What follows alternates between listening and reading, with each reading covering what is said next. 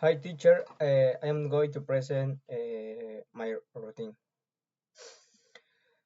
There is my routine. I wake up at uh, 5 a.m. At sometimes take a shower at 7 a.m. I rarely ever have a breakfast.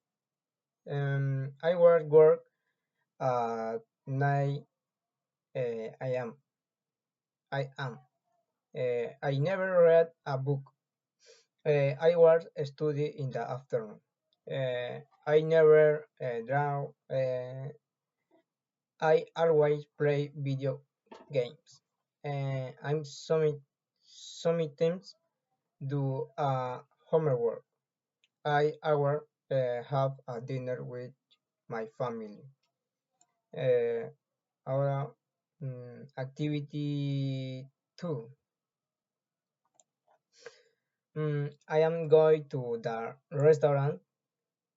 First, it go uh, strike and pass uh, grand straight until the bank and the tour leave uh, until to the corner of the nightclub. Then I go strike.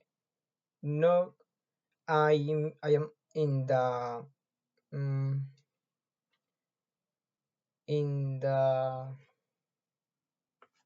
in the main street.